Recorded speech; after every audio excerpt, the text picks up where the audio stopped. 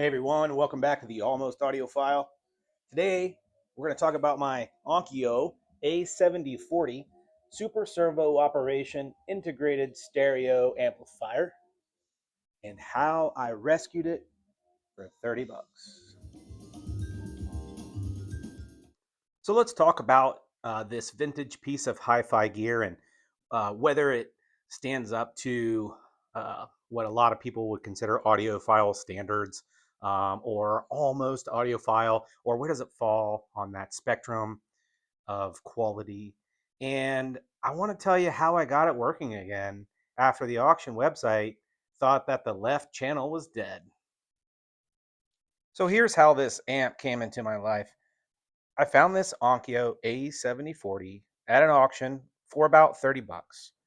It literally had a piece of tape stuck to the top that said left channel dead, which for a lot of people might be a red flag, but for me, it was like a challenge.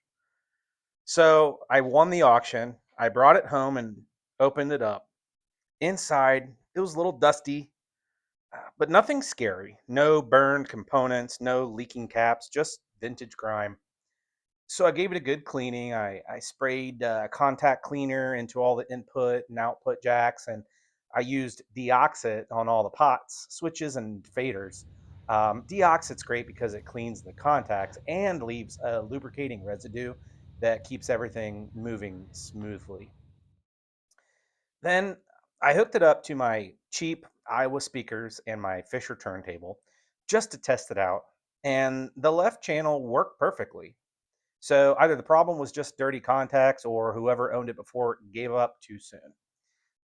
That's how I ended up with a vintage integrated amp that sounds way better than anything else you'll get for 30 bucks.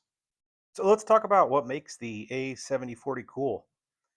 This amp came out around 1980 to 1982. Uh, it's from that sweet spot when Japanese brands were building seriously solid gear for hi-fi lovers. Not quite ultra high end, but far from budget junk.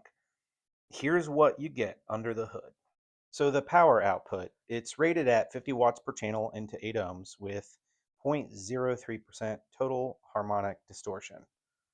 Super servo operation. Onkyo used what they called super servo operation. It's a clever feedback design that tightens up bass and keeps distortion low. It's part of why this amp sounds so solid. LED output meters, instead of needles, you get LED bar meters that show your output levels. And there's a range switch that scales those lights times zero point 0.1 so you can see the meters bounce even when listening at low volumes. The tone controls and filters, you get bass and treble knobs for fine tuning your sound, a high cut filter to tame hiss from noisy records or tapes, a loudness button for boosting bass and treble when listening quietly, and a stereo mono switch, which is handy for older mono records. Also has dual phono inputs, which is one of my favorite features. This amp has two phono inputs, perfect for running multiple turntables without constantly swapping cables. And speaker outputs. It has A, B, or A plus B speaker outputs. Handy if you've got a second set of speakers somewhere else in your room. Right after I fixed it and cleaned it up, I started using the A7040 in my main system. For a while, I was running both my AR-XA turntable and my dual 1229 into this amp using the two phono inputs. I've since sold my dual 1229. Maybe you've seen that video.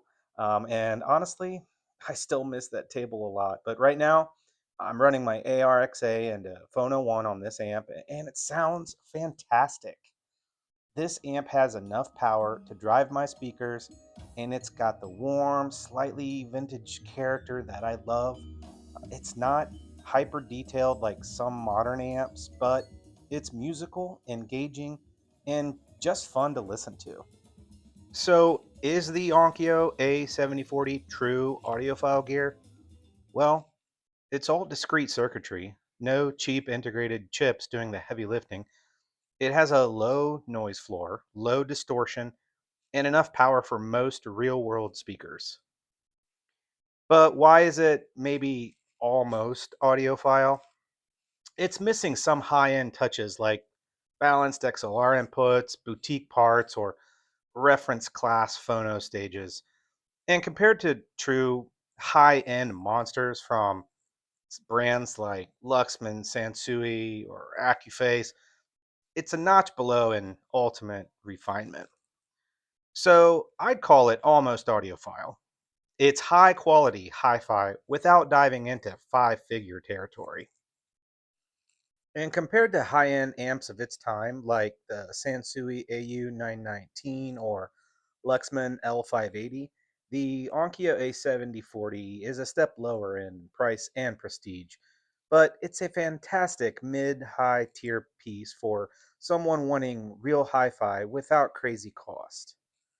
Versus modern gear, a good modern amp might be quieter and more precise, but the A7040 still holds its own with a warm analog sound that's hard to replicate digitally. Here's a table with a few modern comparisons to the Onkyo A7040. As you can see, these will probably set you back quite a bit more than the vintage Onkyo. So right now, this amp is perfect for me because it sounds great with my turntable and speakers. It has enough power for anything I can throw at it. It has real knobs, switches, and LEDs that make it fun to use. And it reminds me that sometimes a little cleaning and a $30 gamble can bring a piece of vintage hi fi back to life. So that's the story of my Onkyo A7040. For me, it's not just a piece of gear, it's a reminder that you can still find amazing sound and vintage character without spending a fortune. Thanks for watching. Drop a comment below and tell me what's your favorite piece of vintage gear or your best hi fi rescue story. And don't forget to like and subscribe for more vintage audio adventures.